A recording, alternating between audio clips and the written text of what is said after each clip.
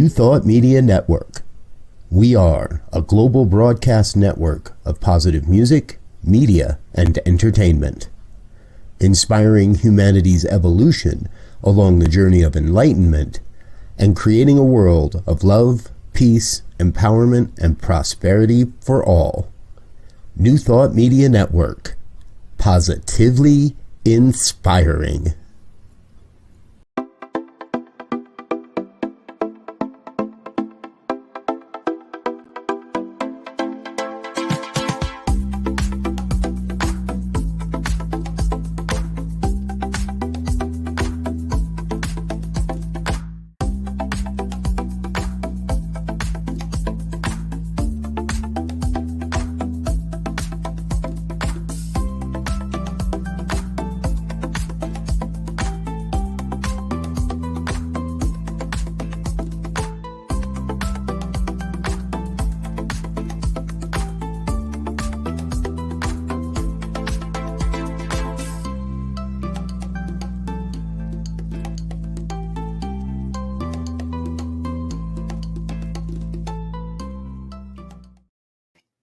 Welcome. It's great to have you back again, and I have such a treat for you today.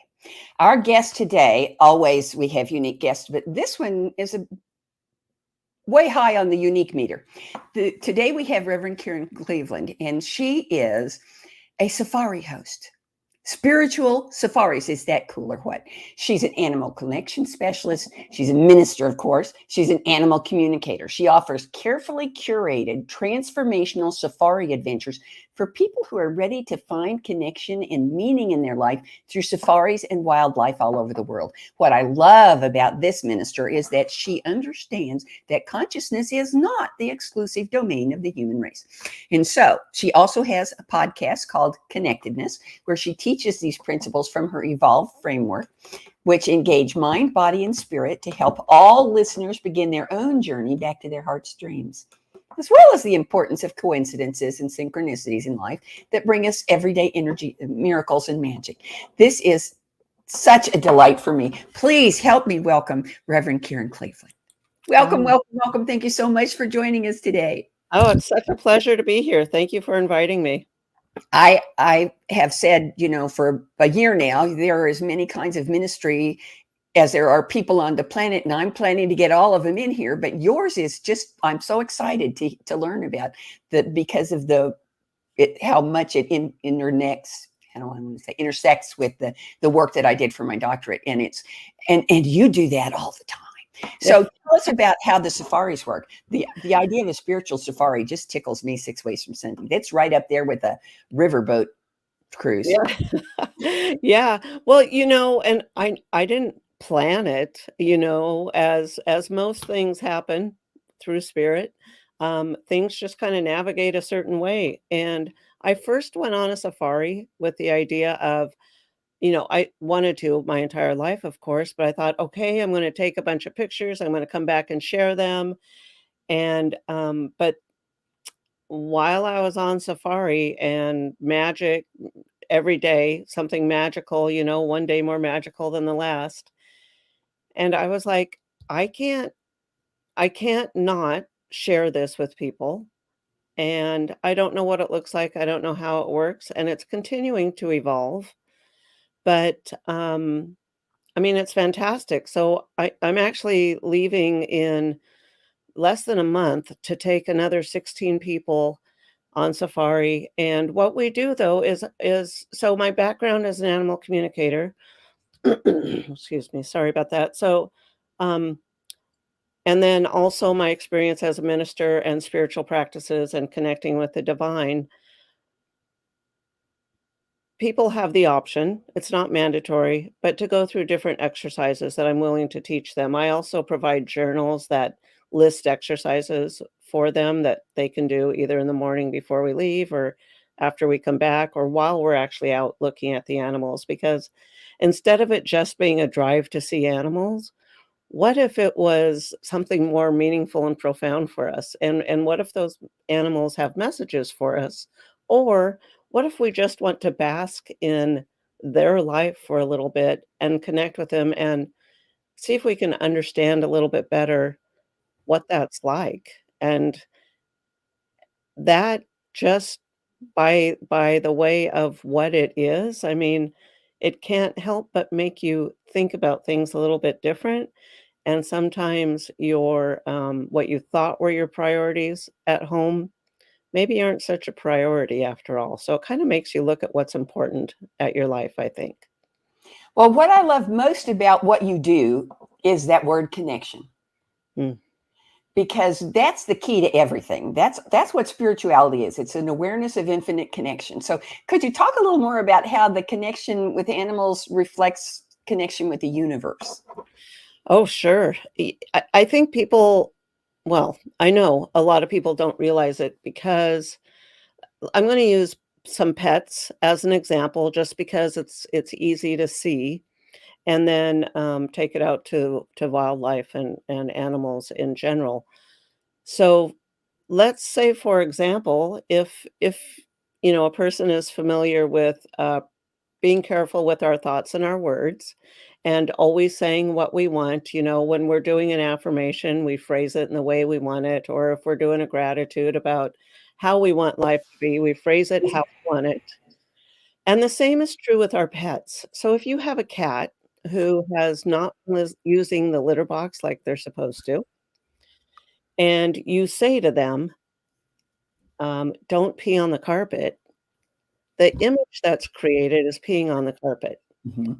And just like putting out to the divine, to God, instead of saying something like, I love that I make $1 million a year. If you say, I don't like being broke, it just kind of reinforces the broke aspect. So that's the image that's created as being broke. So talking to the cat is creating the image of going on the carpet. And when I communicate with an animal professionally, and they can be anywhere in the world, it's done, not in person, but energetically, they're tuning into my pictures and my feelings, and that's what I'm tuning into from them as well. And so if we say instead, you know, "Go in the litter box, use the litter box, thank you for using the litter box," that's a better understanding for them than not going on the carpet. So we wanna make sure we always say what we want. And also be aware of our expectations because maybe when we walk around the corner going into the living room and we're expecting to see potty on the carpet, again, that's creating a picture and that's what the cat's picking up on. So, um, so it's reflected. So, what's our expectation? So we might say, "Thank you for making $1 million this year," but then our expectation is, "I don't know how to make $1 million. I'm never going to make $1 million." So if we tune into what our animals are doing and how we're approaching them, it can help us figure out, are we approaching the universe and how we want our ideal life to be in the same way? And then with the wildlife, it's similar. They don't interact with us that way. They don't know what the carpet is or what a litter box is or what dinner or going for a car ride is. But they connect, we can connect with them in a more, I guess, like, universal way. So they have these different, just like humans, just like pets, different archetypes, like the hero and the entertainer and the lover and the nurturer. That's true across all living beings, those different archetypes, those primary archetypes. So recognizing patterns in them and how they use them in their life. For example, the wildebeest. It right now, they're calling it the Great Migration, the Great Wildebeest Migration. It's a circular, it goes through Kenya, Tanzania, it goes around and around, and they are following their pull, they're following their intuition, and, if we can I almost forgot what I was gonna say about that, but if we can learn from them to follow our intuition, then, that's a great lesson because they know if they follow, they're gonna be provided for, and they don't question it, they just go with it. So there's more universal lessons and there's specific direct lessons that we can learn from the animals and how they reflect how we interact with just the divine in general.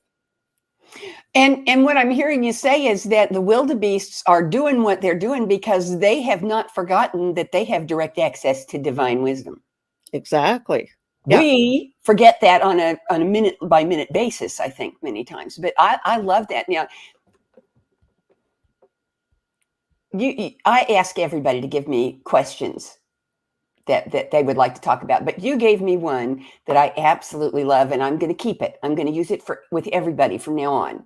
Oh, This is the first time I use this question because it's such a cool question. And here it is. What do you wish everybody knew? yeah. Yeah, there's a lot I wish everybody knew. And I love this question, well, just as well, just saying it. I like to use it. So I wish people knew, one, that they don't have to struggle so hard every day to survive. I wish they knew that there were techniques and tools that can help them, because I've been down, I've been in the struggle so deep for years before things started opening up for me. And then I also wish that they knew humans are not unique in the way we interact with the world. So just like we're talking about the connection, connecting with animals, they possess a lot of the same abilities that we do. I think it's a language barrier primarily. It is. Just like in sometimes even today, but definitely in days past, when someone would come across a new people, and because they didn't speak the same language, they might have thought they were dumb or stupid or couldn't, function as well. I think it's a lot the same with animals, in that just because there's a language barrier doesn't mean they don't know a lot or know what's going on. I think that they know more than a lot of people give them credit for. Oh, I think that's absolutely true. When I was studying, I took a course about consciousness in birds, and I I had heard this term all my life and never really thought about it. And that's when you call somebody a bird brain. Mm. That's actually a compliment. Oh, That's yeah? actually a compliment because birds are little tiny critters. So of course they have small brains compared to the size of our brains, but they don't waste any of it. They use the whole thing. Oh, And wow. and as a percentage of their body weight, it's pretty hefty. And birds can do things we can't even dream of doing. For instance, oh, I don't know, fly Right. in the dark, in the rain, at night. I mean, birds can do all kinds of things that people can't do. We think that because we can't understand what they're saying, they're not communicating. Right. And that's just not the case. It, it, Yeah. I learned that dolphins and whales will band together to help an animal of another species survive. Yeah. You Isn't know, that and fabulous? they're not the only ones. Land animals do that too. So I think you're right. That's why your ministry fascinates me so much. Is that I believe we can communicate with every living thing on the planet. Mhm. I've talked to all of them all my life, Yeah. and I believe they hear me. They Yeah. may only hear me through the part of them that hears the voice of God that's speaking through me, but they hear me. Yeah, I absolutely.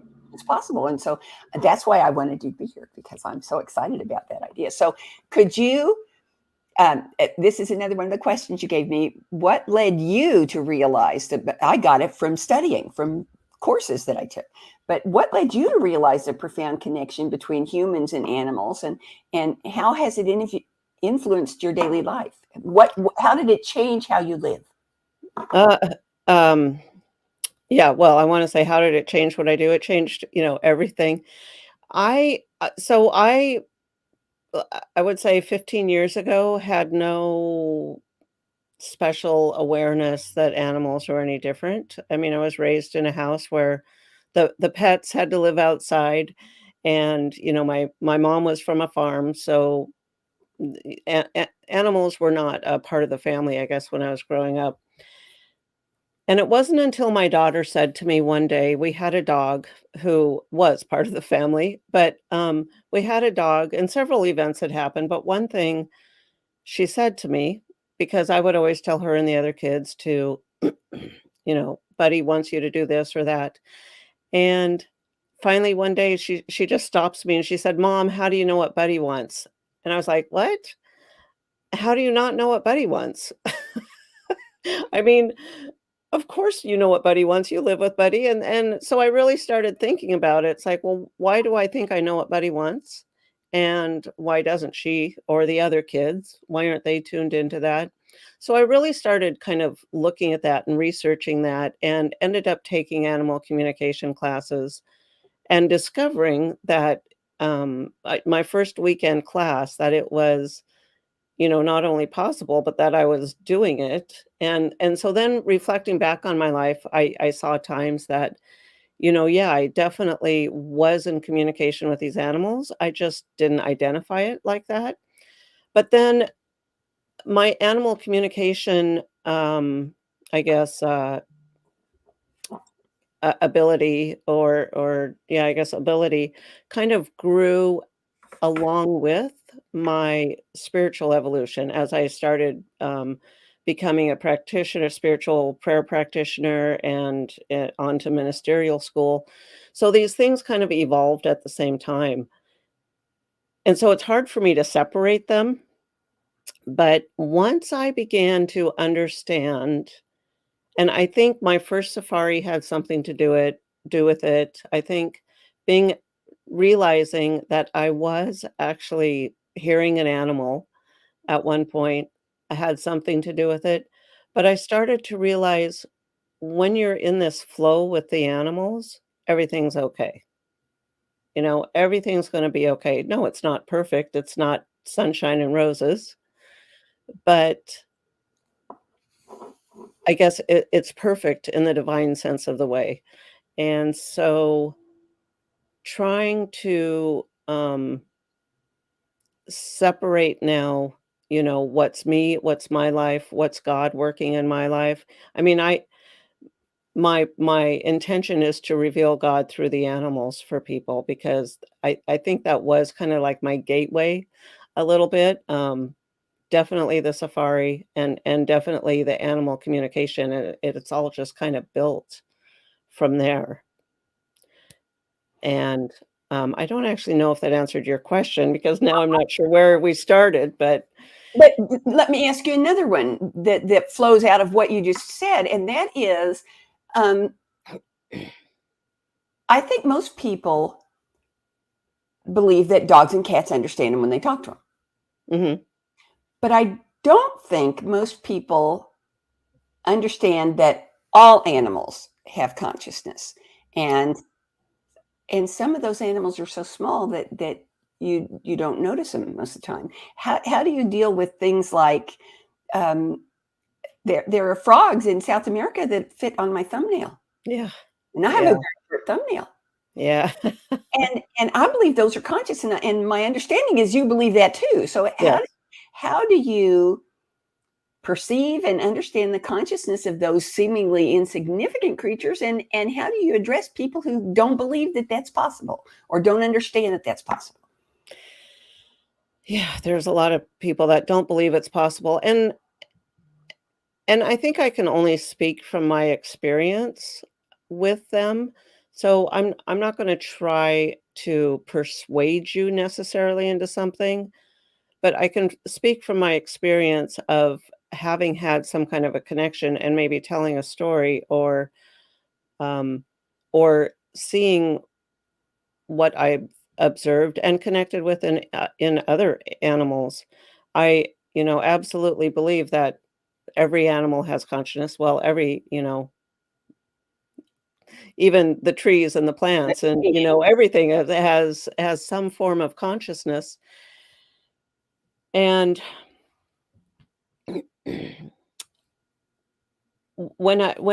again, I don't necessarily try to convince people, but I hope to show them um, through what I've learned and through different exercises. So there are exercises I might do, like, in my beginning, classes. So I teach some very beginning, what do we believe here? What at my church?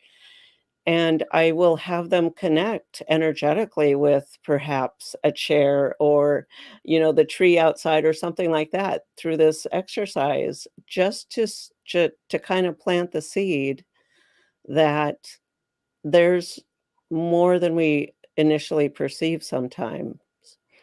Um, and it's not always easy. I mean, there's several people I keep in mind when I'm approaching this this question with other people because they're my, I don't want to call them my haters, but they're the people that totally don't believe what I believe, and they're in my family. So I always know who my audience is, who it is that I need to try to convey this information to because they're right there in front of me all the time. So they're my inspiration.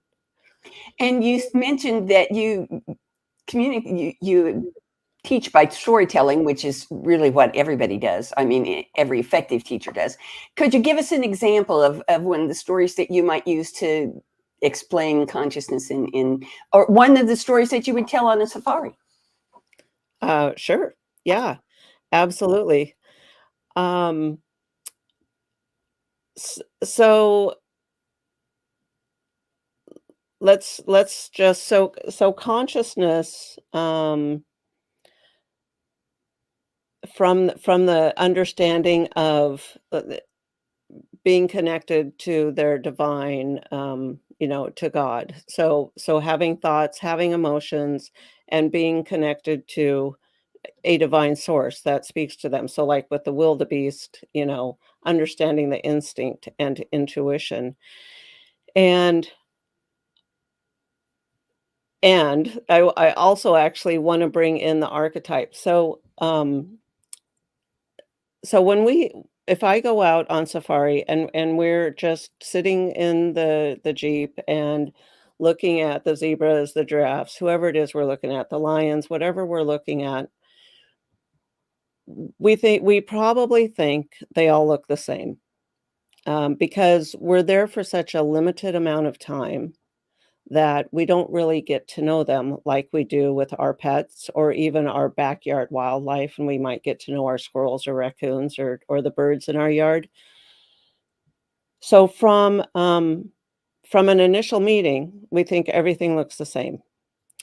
But if we were to be able to stay there for several days and follow the same animals, we would see them begin to interact differently, or we would see how they interact differently, and how certain ones are the instigators of mischief, and other ones are the caretakers of the group.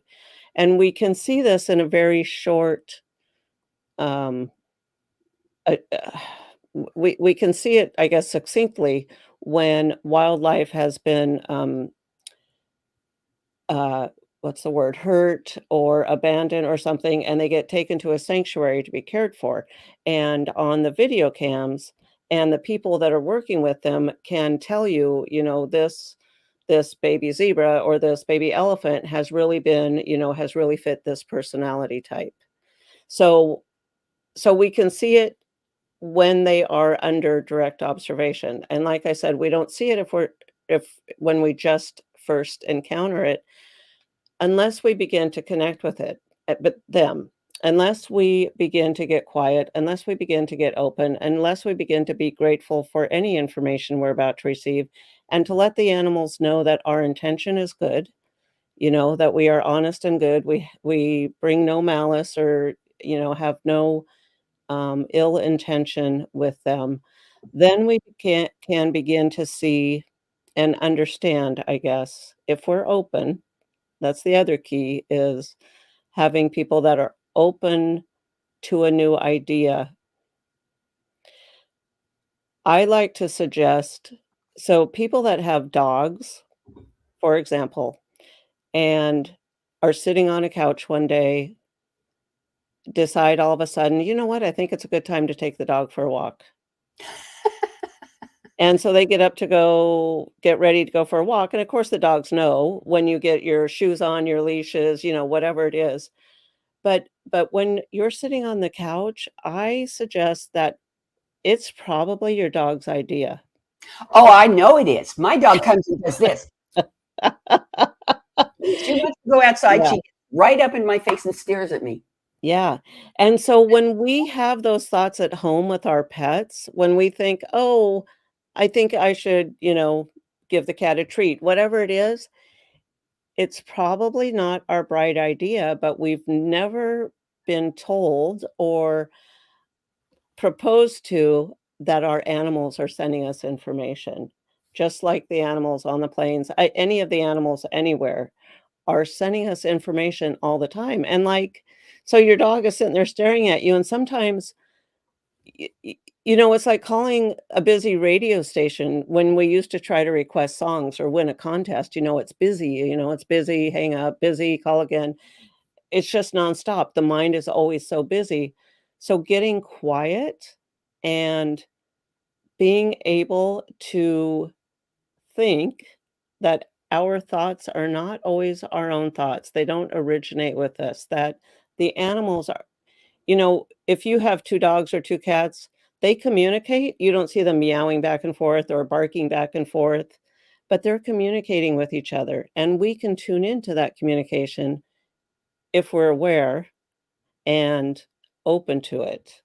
Yep. So, I mean, it takes some practice sometimes and some, I hate to say work, but it does take practice, just Well, like answered prayer, listening to God takes some it does. It does. Now, practice. I've got a question that's not out of your questions because it just now popped into my head. But one of the things that I have, when I was a teenager, long probably before you were even born, um, my my group of friends, we would talk about what would you want to know if you met someone from another planet? Mm, What would be the first question you would ask? And my answer was, I'd want to know what makes them laugh. And I believe that animals, that humor is a sign of intelligence and consciousness. And I believe that animals have that. So is that also your experience that animals have a sense of humor? I mean, animals play jokes on each other. oh my Animals God. consider, Oh, yeah. I've seen videos of animals doing really funny stuff, and I believe they were doing it on purpose to make somebody laugh, not necessarily to make people laugh, Yeah. but to entertain their family. Absolutely. Uh, Absolutely. Jokester is such a popular archetype for the animals, and I have one. And she loves to, she loves to play jokes. She loves to play jokes. So maybe she's not so much the laughter, but there's definitely entertainers, dogs that love to entertain, to learn tricks so that they can make you laugh. And sometimes they do it, to lighten the room up. Sometimes they do it just because it's fun. Absolutely, I agree with you. And I love that you think laughing and laughter and fun you know, is key to intelligence and stuff. I've never, thought of it that way before, but I think that's fantastic. oh, good. I like to find out when I'm get some confirmation. Yeah. So here's another one. I have noticed myself and have read also that violence for the sake of violence is pretty much a human thing, Mm, yeah. but it affects our entire environment. And one of the questions that you gave me was about the cycle of violence and suffering that affects all living beings and practical ways society can break the cycle and promote compassion towards all life forms. Compassion, I think, is a natural part of animal life, Mhm. not just human life, animal life. Like I said, the dolphins and Right. other animals, marsupials, a lot of marsupials do that too. And so I'm wondering, what kind of practical ways do you suggest, what things that we could do as individuals and as a society to break the cycle of violence for the sake of violence and promote compassion across species. Yeah. Thank you for that, because I think it's a big thing, and I don't think we're ever going to see the stop of violence in humans until we understand that violence towards animals is, just kind of perpetuates it. So I do believe that there's energetic vibrations to all of the, moods and how everyone is feeling, animals and people. And one of the things my dog, my last dog, um, somehow got into some poison, some rat poison. And it was excruciatingly painful for me to watch him go through this. Now, we thought we were curing him. We thought he was getting better, but he wasn't getting better, it turned out. He ended up dying, like 2 weeks later after we found out. But, um, when I think about all the rats that are going through the same thing that he went through, and there are thousands of them. Now, I know we can't have rats running the streets, but perhaps there's a different way to deal with it than poisoning them and causing this suffering as a baseline in every community in the world almost. In our cities, that suffering level is present. So, depending on how sensitive of a person you are or, other people are, they don't even know that they're feeling it, or they might be feeling it, but it's not just the rats. So it's anything that we are doing, all this experimentation, it's a nonstop cycle for our baseline, um, happiness and vibration and, just our baseline, how we feel about life in general. And I think until we start to learn and perceive that what we are doing out there, is affecting us, it's directly affecting us and our ability to absolutely love life, nonstop. The other thing is when a person, when we allow, and understand this is coming from a person who did not always treat every living being nicely. Okay, I did lots of things as a child that I'm not proud of. But when we don't show let when we don't tell the child about, compassion and just allowing them to do things to animals because they're just animals, they're just bugs, they're just birds, they're just, snakes, they're just whatever. We have seen that some sociopaths start with animals and then they go on to inflict the same kind of thing on humans. I'm sorry, my quick drink. Get a drink. There you go. Um, and okay, where was I? Oh, um, and so like violence just begets violence. And I think to myself, how are we ever going to change how we treat the animals when there are people locking humans in their basement and treating them the same way? It's like some people say, well, you should treat animals better because they're so innocent. And it's like, well, you should treat people well too because they can talk and you should understand how they feel, right? So there's some things, that just don't make sense to me about how people treat other beings in general, human or animal. But I definitely understand that it's a slippery slope that once you start abusing or mistreating one kind of animal, it's easy to go on to another kind of animal, including humans. I think there are two things that come to mind for me from what you just said. And one of them is that that this is one of the reasons I love quantum physics. All of life is vibration. Everything is vibrating. And everything we do causes a vibration that affects everything that exists. Yeah. And that's one thing that I didn't learn in kindergarten, and I wish I had. Right. And the other thing is that part of that everything is vibration is that we're connected to everything. Nothing happens in a vacuum. No action I've ever taken in my life affected only me.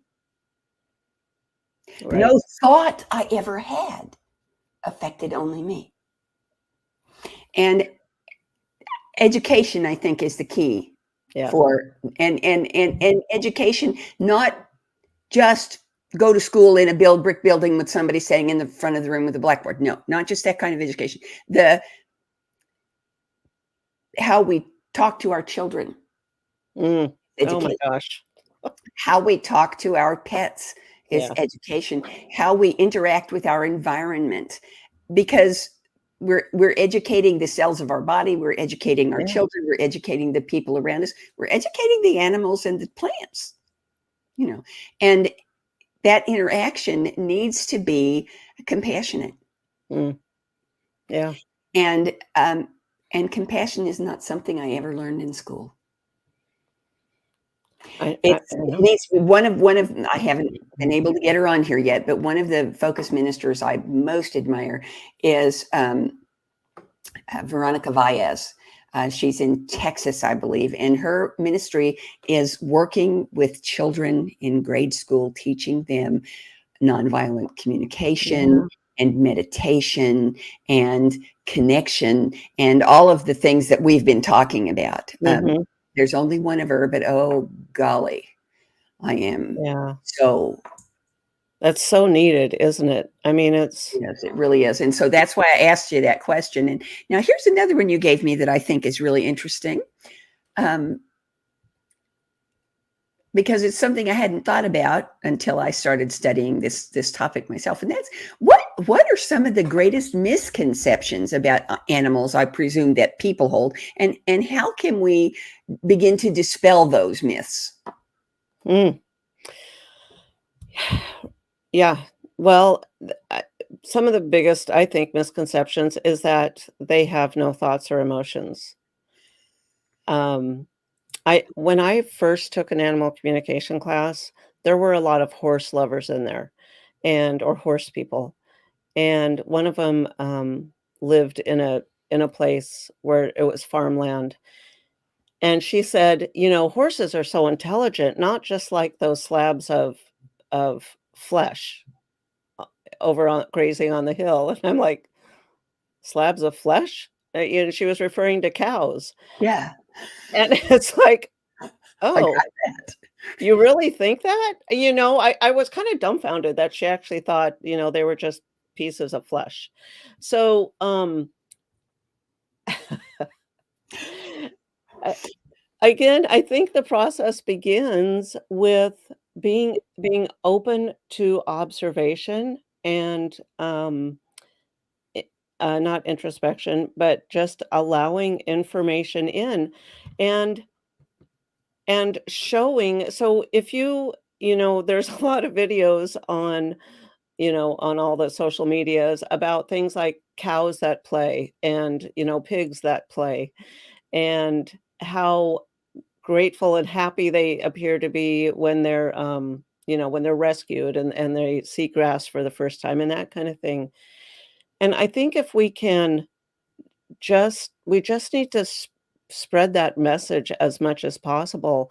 I mean, I can tell you what I have picked up from a cow, but if you don't believe that a cow, a person doesn't believe that a cow has thoughts or emotions, you might not believe me. But if I can show you, you know, something that displays, that they do have love, they do have joy, they do have grief. So it for some people, it might take visual proof, and it might be, if they have the time or the inclination, leading them through an animal communication session. Although what I have found is that people that don't believe it's true or it's possible, uh, don't really get a lot out of that. So I think it's gonna be visual proof for a lot of people out there, just because they need a lot to convince them that what they've been taught their entire life.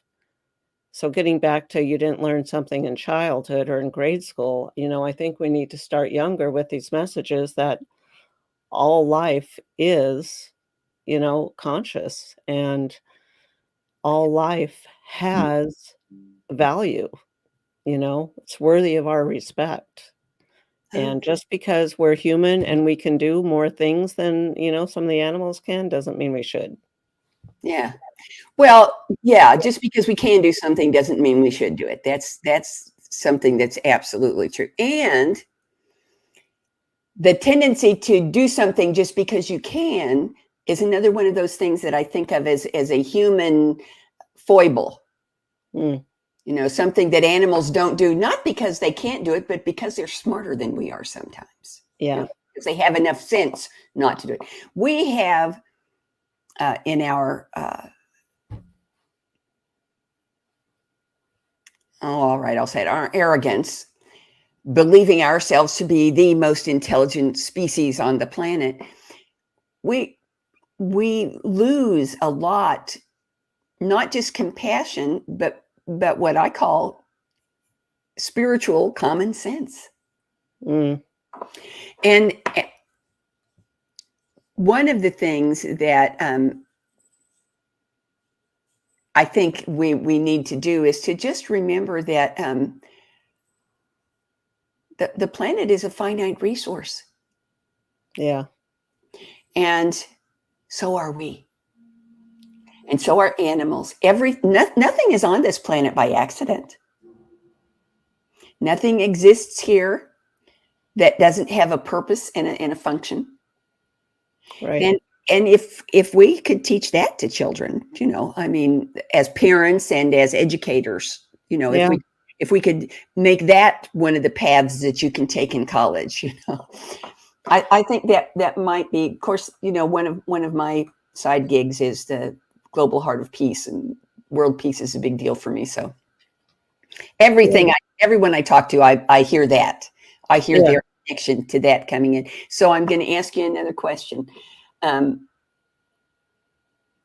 We've talked a lot about animals and animal communication, but you're a minister. Yeah. I mean, we're here because you're a minister, and Right. I have to believe that as an animal communicator who's also a focus minister, you have to have some unique insights into animals and the magic of everyday life that help people find meaning and connection with the divine. Mm. We learn from everything, and since you have interactions with animals that a lot of people don't have, I want to hear about that. How have animals led you to understand spiritual truths? What is the magic of everyday life that has come from that? Mhm. Yeah. I Nice love narrow that. question, right? What's yeah. Oh, yeah. Well, so sometimes it's honestly as simple, and I'm sure most anyone who considers themselves an animal lover or a pet companion would agree that sometimes it's as simple as, a morning cup of tea or cup of coffee with sitting with your cat or dog. Um, but I think that the difference is then also being aware to their feelings of it. What are they going through at the time? So yes, you're enjoying it. You're watching the sunrise. You're out on the deck. Here I am painting a perfect morning for at least me, and it's perfect for me. Is it perfect for my animal? What is it that they are going through that they might want, that they might, if they're sitting there content and happy just sitting next to me, then I think things are, probably just fine with them too. But to be open to what is going on with them. And so I had an experience one time. It was Christmas Eve, and a client, I don't know if she had been a client before this time, but she called me and she's like, I can't even remember if it was a cat or a rabbit now. I think it was a rabbit. Um, she's like, the rabbit doesn't feel good. I don't know what's wrong. What do you think I should do?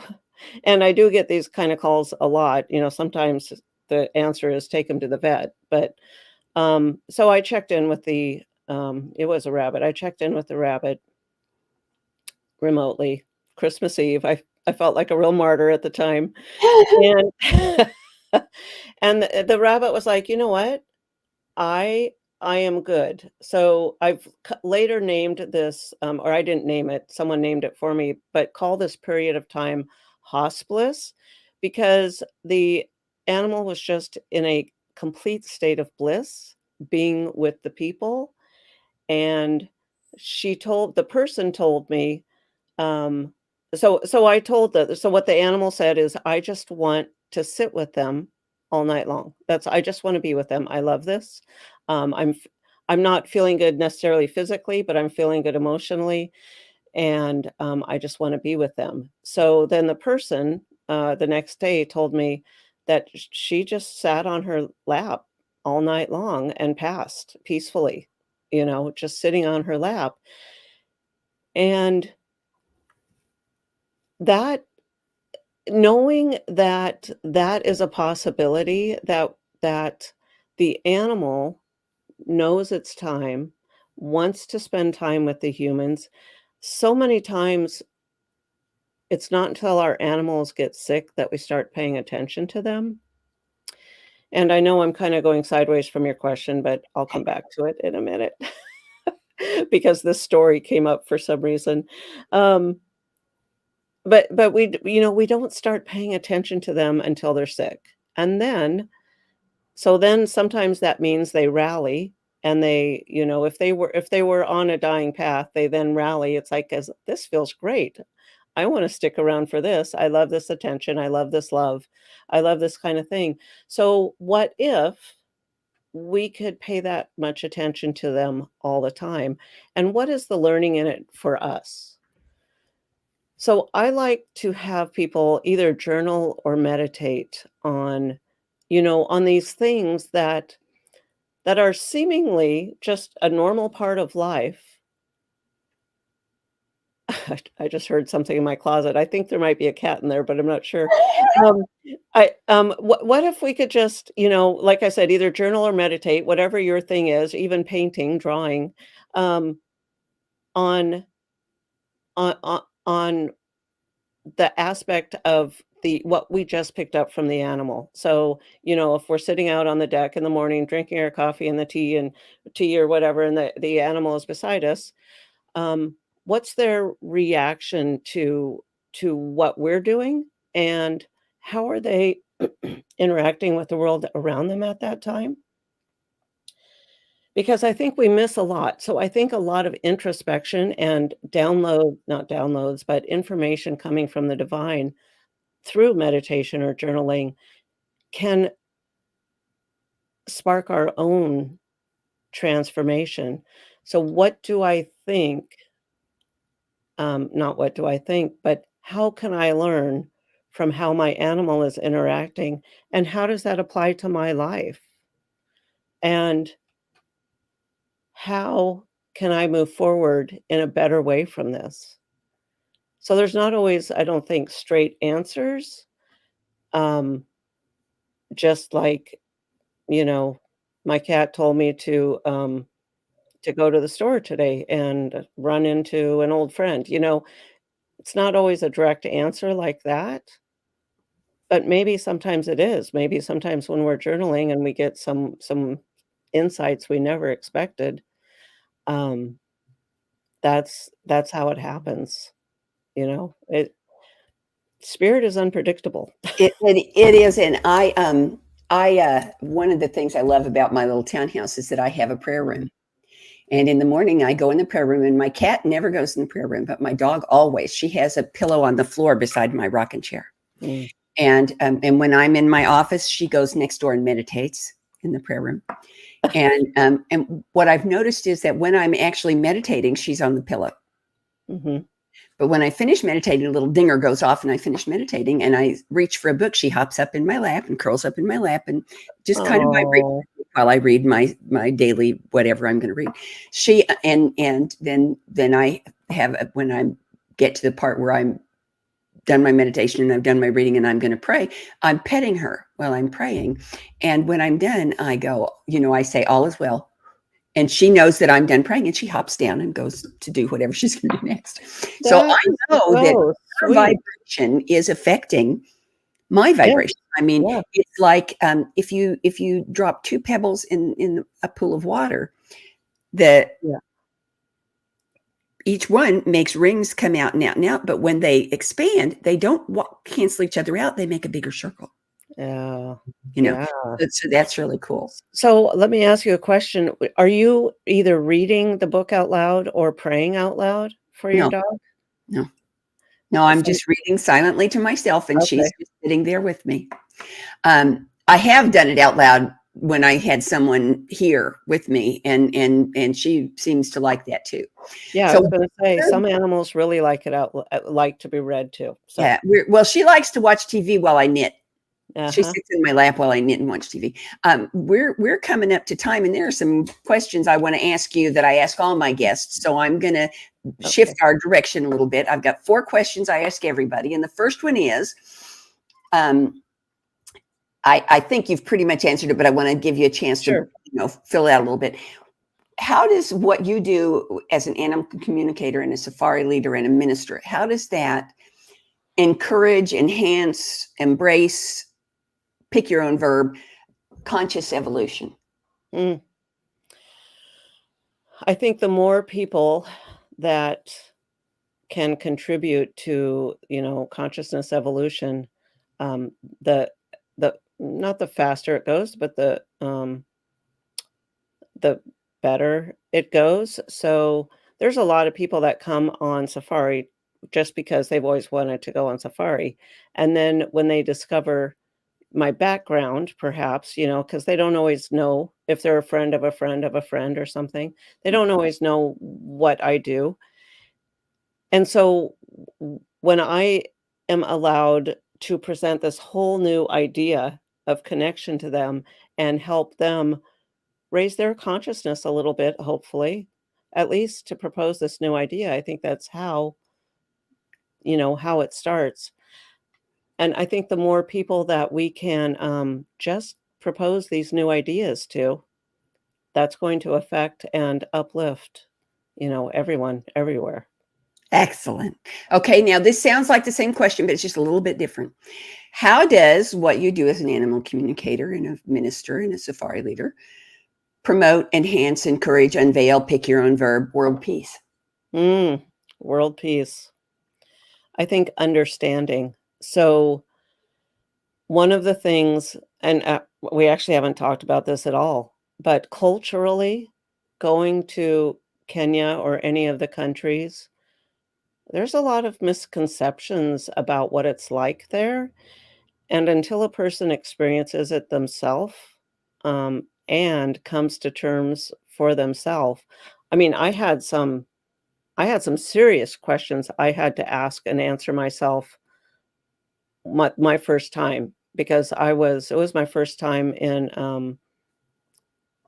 a country that didn't have electricity and running water everywhere, that kind of thing, and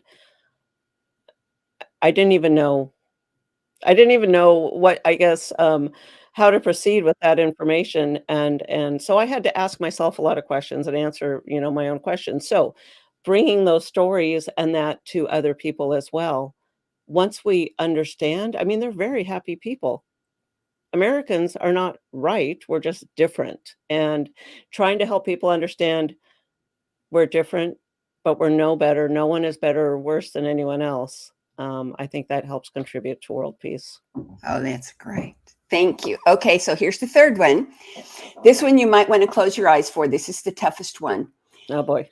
10 years from now, presuming that every single thing, every aspect, every experience, every event in your life goes exactly the way you want it to go, what does your ministry and your life look like?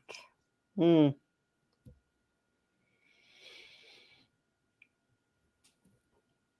It looks like, um, that's such what a great little dreaming experience real fast.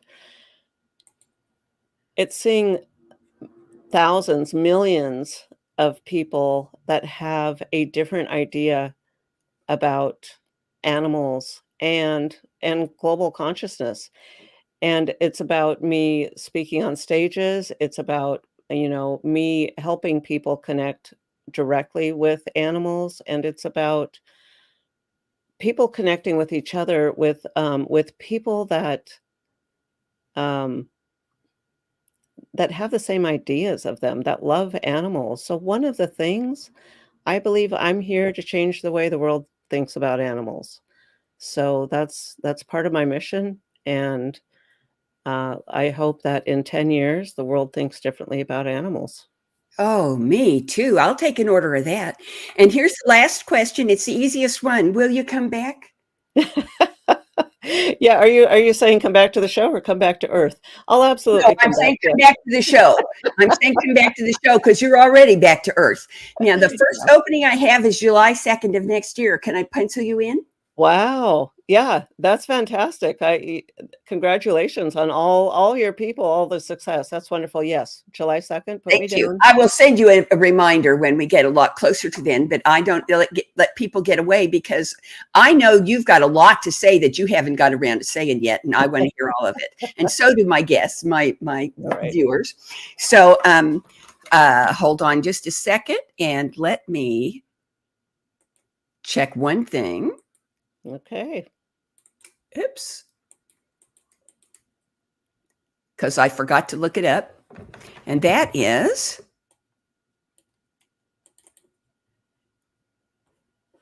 who's going to be here next week. And that is, I don't know yet because that person contacted me and said she couldn't be here. So it'll be a surprise. I have a couple people I'm going to ask, but I don't know for sure who it'll be. So come back next week and get surprised. You know, we only have great guests on this show, and they always teach me something I didn't already know. Have a great week. Bye-bye. Amazing, amazing, you will do amazing things. Amazing, amazing,